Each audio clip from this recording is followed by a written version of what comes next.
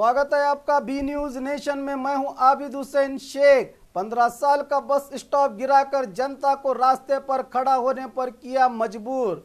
अपनी जिम्मेदारियों से भागने की कोशिश में जुटे महानगर पालिका के कमिश्नर। स्थानीय प्रशासन का काम होता है कि जनता को परेशान होने से बचाए, ना कि ज्यादा परेशान करे। ऐसा ही एक मामला बीजापुर का पॉश इलाका माने जाने वाला जलनगर बस स्टॉप, जो जनता की सुविधा के लिए 15 साल पहले हर मौसम में यात्रियों की सुरक्षा के लिए बनाया गया था। अचानक चंद दिनों पहले रातों रात गिराया गया बस स्टॉप, जिसकी खबर पालिका के कमिश्नर हर्षा शेट्टी को भी नहीं।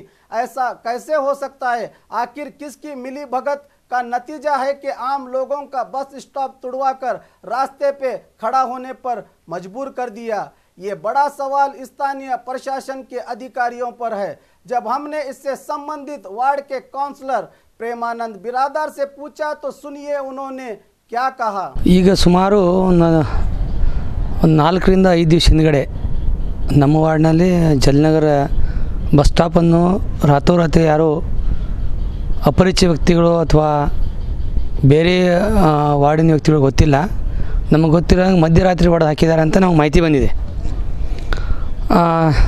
ನಾವು ತ್ವರಿತವಾಗಿ ಹೋಗಿ ಸ್ಥಳವನ್ನು ಪರಿಶೀಲನೆ ಮಾಡಿದಾಗ ನಮಗೂ ಆಶ್ಚರ್ಯ ಆಯಿತು.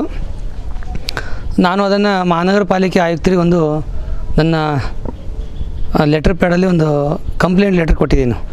ನಮ್ಮ ನಜರಿಗೆ ತರದೆ ಅಥವಾ ಮಹಾನಗರ ಪಾಲಿಕೆ ಯಾವ ಅಧಿಕಾರಿಗಳಿಗೆ ತಿಳಿಸದೆ ಇದು ಹೀಗಾಗಿದೆ, ಅದರ ಮೇಲೆ ಯಾರಿದ್ದಾರೆ ಅವ್ರನ್ನ ಕ್ರಮ ಕೈಗೊಳ್ಳಿ ಅಂತ ಹೇಳಿದೆನು. ಅದು ವಾಸ್ತವಿಕವಾಗಿ ಇವತ್ತು ಆಫೀಸ್ಗೆ ಹೋಗಿ ನಾನು ಕ್ರಾಸ್ ಚೆಕ್ ಮಾಡಿದಾಗ ಅದು ಮಹಾನಗರ ಪಾಲಿಕೆ ಬಸ್ ಸ್ಟ್ಯಾಂಡ್ ಅಲ್ಲ, ಅದು ಬಿ ಡಿ ಎದಿಂದ ಅವಾಗ ಒಂದು ಬಹುಶಃ ಒಂದು 18-15 ವರ್ಷ ಹಿಂದ್ಗಡೆ ಕಟ್ಟಿಸಿದ್ದು ಅಂತ ಮಾಹಿತಿ ಬಂತು. ಇವತ್ತು ಬಿ ಡಿ ಎಗೆ ಒಂದು ಲೆಟರ್ ಕೊಟ್ಟಿದ್ದೀನಿ. ಜಲನಗರ ಪೊಲೀಸ್ ಸ್ಟೇಷನಲ್ಲಿ ಒಂದು ಪೊಲೀಸ್ ಕಂಪ್ಲೇಂಟ್ ಬುಕ್ ಮಾಡಿದ್ದೀನಿ. ಏನಂತ, ಇದು ಒಂದು ಸಾರ್ವಜನಿಕ ಆಸ್ತಿ ಆಗಿರೋದ್ರಿಂದ ನಮ್ಮ ಕಾರ್ಪೊರೇಟರ್ ನಜರಿಗೆ ತರದೆ ಅಥವಾ ಯಾವುದೇ ಅಧಿಕಾರಿಗಳಿಗೆ ಅದನ್ನು ಅನುಮತಿ ತೆಗೆದುಕೊಳ್ಳದೆ ಈ ರೀತಿ ಮಾಡಿದ್ದು ಅಕ್ಷರಶಃ ಅದು ಅಪರಾಧ, ಅಕ್ಷಮ್ಯ ಅಪರಾಧ. ಯಾರೇ ಇರಲಿ ಇದು ನಿರ್ದಾಕ್ಷಿಣ್ಯ ಕ್ರಮ ಕೈಗೊಳ್ಳಿ. ನಮಗೆ ಇದರ ಬಗ್ಗೆ ಸೂಕ್ತ ಅದನ್ನು ಏನಿದೆ ಅಂತ ಕೂಲಂಕುಷವಾಗಿ ನಮಗೆ ಮಾಹಿತಿ ಕೊಡಿ ಅಂತೇಳಿ ಅದಕ್ಕೆ 2 ಕಡೆ ಕೇಳಿದ್ದೀನಿ. ಪರ್ಯಾಯ ಬಸ್ ಶೆಲ್ಟರ್ ವ್ಯವಸ್ಥೆ ಮಾಡೋಕ್ಕೆ ವಿಚಾರ ಇಟ್ಕೊಂಡಿದ್ದೀರಾ? ಪರ್ಯಾಯ ಬಸ್ ಶೆಲ್ಟರ್ ಇಮಿಡಿಯೇಟ್ ಮಾಡೋಕ್ಕೆ ಆಗಲ್ಲ. ನಾನು ಈಗಾಗಲೇ ಒಂದು 15 ದಿವಸ ಹಿಂದ್ಗಡೆ ಅಂತ ಅದೊಂದು 2 ತಿಂಗಳ ಹಿಂದ್ಗಡೆ ನಾನು ಬಿ ಡಿ ಎಗೆ ಒಂದು ಕೊಟ್ಟಿದ್ದೆ. ನಮ್ಮ ಜನಸಂಖ್ಯೆ ಜಾಸ್ತಿ ಇದೆ, ಇಲ್ಲೊಂದು ಬಸ್ ಶೆಲ್ಟರ್ ಮಾಡಂತ. ಅವರು ನಾನು ಮೀಟಿಂಗಲ್ಲಿ ಇಟ್ಟು ಮಾಡ್ತೀನಿ ಅಂತ ಹೇಳಿದ್ದಾರೆ. ಬಹುಶಃ ಸ್ವಲ್ಪ ದಿವಸದಲ್ಲೇ ಆಗ್ಬೋದು. ಹಾಂ, ಮಾಡಿಕೊಡ್ತೀನಿ ಅಂತ ಹೇಳಿದ್ದಾರೆ. ಈಗ ಬಸ್ ಸ್ಟಾಪ್ ಹಿಂದ್ಗಡೆ ಆ ಶೆಲ್ಟರ್ ಹಿಂದ್ಗಡೆ ಇರೋ ಜಾಗ ನಮಗೆ ಇನ್ನೂ ಕನ್ಫ್ಯೂಷನ್ ಆಗಿದೆ. ಏನಂದರೆ ಬಸ್ ಸ್ಟಾಪ್ ಆ ಕಾಂಪ್ಲೆಕ್ಸ್ ಹಿಂದ್ಗಡೆ ಇರೋ ಜಾಗ KHB ಅಂತ ಹೇಳ್ತಾರೆ. ನಮ್ಮ ಕಾರ್ಪೊರೇಷನಲ್ಲಿ ಅದು ರೆಕಾರ್ಡ್ಸ್ ಇಲ್ಲ. KHB ಕೇಳಿದಲ್ಲೇ ಇಲ್ಲ, ಅದು ರೆಕಾರ್ಡ್ ಸರಿಯಾಗಿ ನಮ್ಗೆ ಮಾಹಿತಿ ಕೊಡ್ತಾ ಇಲ್ಲ. ಆ್ಯಸ್ ಎ ಕಾರ್ಪೊರೇಟ್ರಾಗಿ ನಾನು 3 ವರ್ಷದಿಂದ ಬೆನ್ನು ಹತ್ತಾ ಇದ್ದೀನಿ. ಅದಕ್ಕೆ ಯಾರ ಜಾಗ ಇದೆ ನಮಗೆ ಅದರ ರೆಕಾರ್ಡ್ಸ್ ಕೊಡಿರಿ, ಅವ್ರು ರೆಕಾರ್ಡ್ಸ್ ತಕ್ಕಂಥ ಅವ್ರಿಗಿದ್ರೆ ಅವ್ರು ಇಟ್ಕೊಳ್ಳಿ. ಇಲ್ಲಿ ಹೋದ್ರೆ ನಮ್ಮ ಕಾರ್ಪೊರೇಷನ್ ಹ್ಯಾಂಡ್ ಓವರ್ ಮಾಡಿ ನಾವು ಅದನ್ನು ಸಾರ್ವಜನಿಕ ಇದಕ್ಕೆ ಉಪಯೋಗ ಮಾಡ್ತೀವಿ ಅಂತ ನಾನು ಹೇಳಿದ್ದೀನಿ. ಬಟ್ ಇಲ್ಲಿವರೆಗೆ ನಾನು ಯಾವ ಅಧಿಕಾರಿಗಳು ಅದರ ಮಾಹಿತಿ ಕೊಟ್ಟಿಲ್ಲ. ಅದು ಸುಮಾರು ನೋವಿನ ವಿಷಯ. ಅಲ್ಲ, ಅಧಿಕೃತವಾಗಿ ಯಾರೂ ಇಲ್ಲ ಅಂದರೆ ಅದು ನಿಮ್ಮ ಅಧೀನಕ್ಕೆ ತೊಗೋಬೋದಾ ಕಾರ್ಪೊರೇಷನ್ದವರು?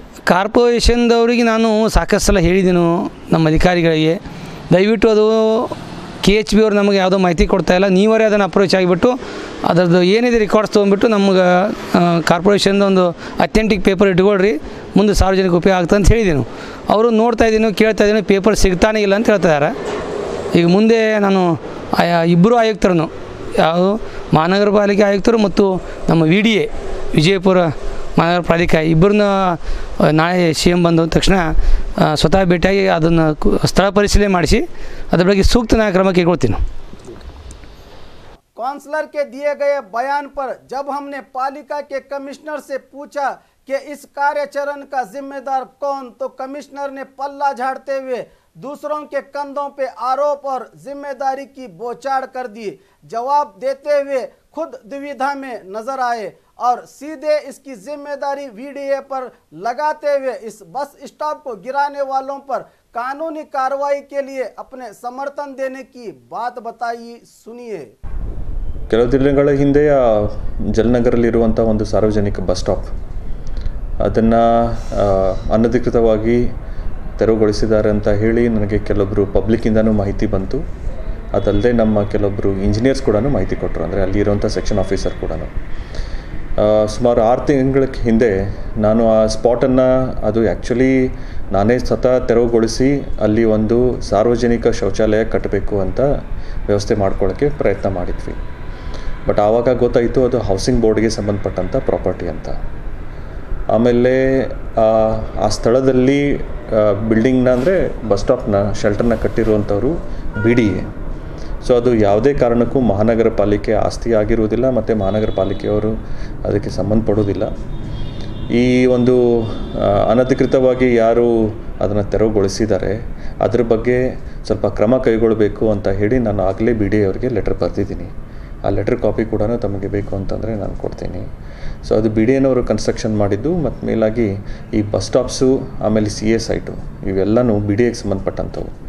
ಆಮೇಲೆ ಗಾರ್ಡನ್ ಏರಿಯಾಸು, ಆಮೇಲೆ ಓಪನ್ ಸ್ಪೇಸಸ್ಸು ಮತ್ತು ಗ್ರೌಂಡ್ಸ್ ಏನಿರ್ತಾವಲ್ಲ ಇವು ಮಾತ್ರ ನಮ್ಮ ಮಹಾನಗರ ಪಾಲಿಕೆಗೆ ಸಂಬಂಧಪಡುವಂಥವು.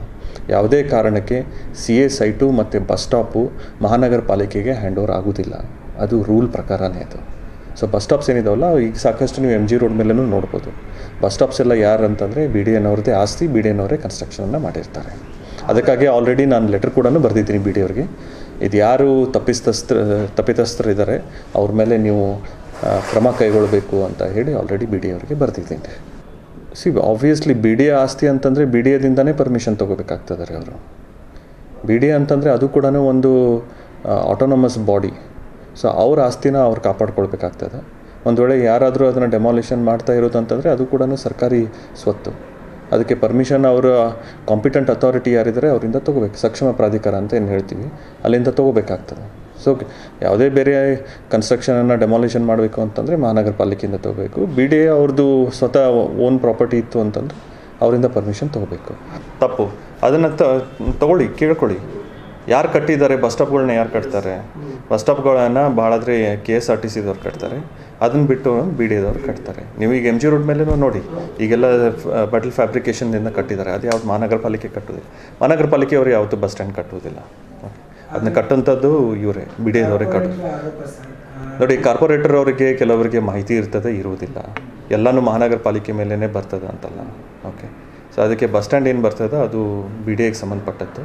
ಆ್ಯಂಡ್ ಮೋರ್ ಓವರ್ ನಾನು ಅದನ್ನು ಮೆಜರ್ಮೆಂಟು ಮಾಡಿದ್ದೀನಿ. 40 ಫೀಟ್ ಅಗಲ ರಸ್ತೆ ಇದೆ. ಅದು ಇನ್ನೂ ಸ್ವಲ್ಪ ಕಾಂಟ್ರವರ್ಸಿಯಲ್ ಇದೆ.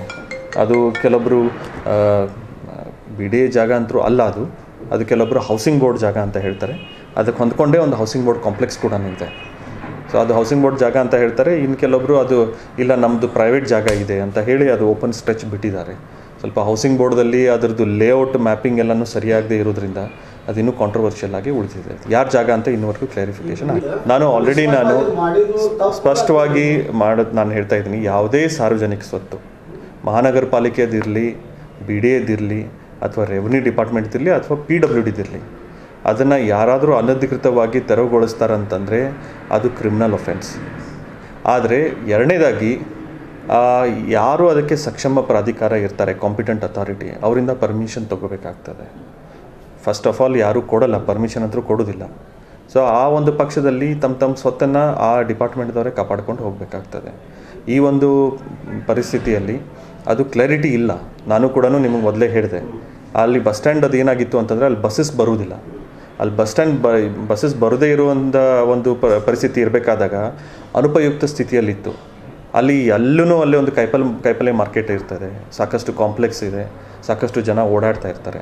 ಸೊ ಅದಕ್ಕೆ ಅಲ್ಲಿ ಅಥವಾ ಅದರ ಪಕ್ಕದಲ್ಲಿ ಜಾಗದಲ್ಲಿ ನಾವೊಂದು ಸಾರ್ವಜನಿಕ ಶೌಚಾಲಯ ಕಟ್ಟಬೇಕು ಅಂತ ನನ್ನೊಂದು ಪ್ರಾಜೆಕ್ಟ್ ಇತ್ತು.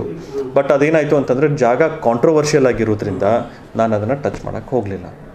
ಬಟ್ ಅದನ್ನು ಕನ್ಸ್ಟ್ರಕ್ಷನ್ ಮಾಡಿರೋದು ಬಸ್ ಸ್ಟ್ಯಾಂಡನ್ನು BDAನವರು. ಅತಿಕ್ರಮಣ ನಾವು ಮಾಡೋ ನಾನು ಅದನ್ನೇ ಹೇಳಿದೆ, ನಾನೇ ಅಲ್ಲಿ ಟಾಯ್ಲೆಟ್ನ ಕನ್ಸ್ಟ್ರಕ್ಷನ್ ಮಾಡಬೇಕಂತ ಮಾಡಿದ್ದೆ. ಬಟ್ ಅದು ಪ್ರಾಪರ್ಟಿ ಯಾರ್ದು ಅಂತ ಸರಿಯಾಗಿ ಗೊತ್ತಾಗಲಿಲ್ಲ. ಹೌಸಿಂಗ್ ಬೋರ್ಡ್ದವ್ರದ್ದು ಕೆಲವೊಂದು ಮ್ಯಾಪ್ ತೋರಿಸ್ತಾರೆ. ಹೌಸಿಂಗ್ ಬೋರ್ಡ್ ಮ್ಯಾಪಲ್ಲಿ ಅದು ಒಂಥರ ಬೇರೆ ತೋರಿಸ್ತದೆ, ಕಾಂಪ್ಲೆಕ್ಸ್ ಜಾಗ ಅಂತ ತೋರಿಸ್ತದೆ.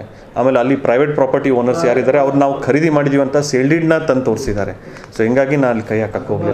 ಯಾಕಂದರೆ ಡಿಸ್ಪ್ಯೂಟೆಡ್ ಲ್ಯಾಂಡಲ್ಲಿ ಯಾವುದು ನಾವು ಇಂಟರ್ಫಿಯರ್ ಆಗಬಾರ್ದು ಅಂತ ಹೇಳಿ ನಾವು ಅದರಲ್ಲಿ ಇಂಟರ್ಫಿಯರ್ ಆಗಲಿಲ್ಲ. ಈಗ ಯಾರು ಡೆಮಾಲಿಷನ್ ಮಾಡಿದರೆ ಅವ್ರ ಮೇಲೆ BDAನವರು ಕ್ರಮ ಕೈಗೊಳ್ಳಿ ಅಂತ ಆಲ್ರೆಡಿ ನಾನು ಲೆಟರ್ ಕೂಡ ಬರೆದಿದ್ದೀನಿ. ಅದ್ರ ಕಾಪಿ ಬೇಕಾದರೆ ನಮ್ಮ ಚಿಮ್ಮಲ್ಗಿ ಅಂತ ಅಲ್ಲಿ ಕನ್ಸರ್ನ್ ಸೆಕ್ಷನ್ ಆಫೀಸರ್ ಇದ್ದಾರೆ, ಅವ್ರ ಹತ್ರ ಇದೆ ಅಂತ ತೊಗೋಬೋದು. ज्यादा जानकारी के लिए हमने वीडीए कमिश्नर से संपर्क करने पर वहां भी इस मामले को लेकर तस्वीर खुलकर सामने नहीं आई। वीडीए कमिश्नर भी जिम्मेदारी से इनकार करते हुए पालिका को इस ढांचे के गिराने वाले लोगों पर सख्त कानूनी कार्रवाई करने के लिए नोटिस जारी किए जाने की पुष्टि की। ವಿಜಯಪುರ ನಗರದ ಜಲನಗರದಲ್ಲಿ ನಮ್ಮ ನಗರಾಭಿವೃದ್ಧಿ ಪ್ರಾಧಿಕಾರದ ವತಿಯಿಂದ ಸುಮಾರು 10-15 ವರ್ಷದ ಹಿಂದಗಡೆ ಒಂದು ಬಸ್ ಶೆಲ್ಟರ್ ನಿರ್ಮಿಸಲಾಗಿತ್ತು। ಆ ಬಸ್ ಶೆಲ್ಟರನ್ನು ಯಾರೋ ಇದನ್ನು ಒಡೆದು ಹಾಕಿದ್ದಾರೆ ಅಂತೇಳಿ ನಮಗೆ ತಿಳಿಸಿದರು, ಫೋನ್ ಮುಖಾಂತರ ತಿಳಿಸಿದಾಗ ಮರುದಿವಸ ಮುಂಜಾನೆ ನಾವು ಹೋಗಿ ನೋಡಿದ್ದೀವಿ। ನಮ್ಮ ಸಿಬ್ಬಂದಿನ ಕಳಿಸಿ ಅದು ವಿಚಾರಣೆ ಮಾಡಲಾಗಿ ಯಾರು ಕೆಡದಿದ್ದಾರೆ ಅಂತೇಳಿ ಅವರು ಎಕ್ಸೈಜ್ ಒಬ್ಬರ ಹೆಸರು ಹೇಳಿದರು।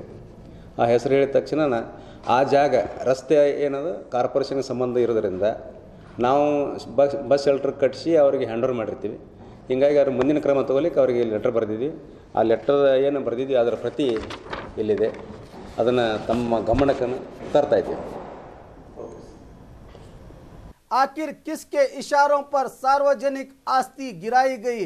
जनता से वसूल किया जा रहा टैक्स क्या जनता की सुविधा के लिए इस्तेमाल किया जा रहा है या जनता की आड़ में प्रशासन चलाने वाले खुद अपनी सुविधा के लिए उपयोग कर रहे हैं? ये एक चिंता का विषय बना हुआ है। क्या स्थानीय प्रशासन के आंखों के सामने मनमानी करते हुए इनके आदेश के बिना क्या इसी तरह सार्वजनिक संपत्ति को गिराया जाएगा? आखिर कब जनता आवाज उठाएगी?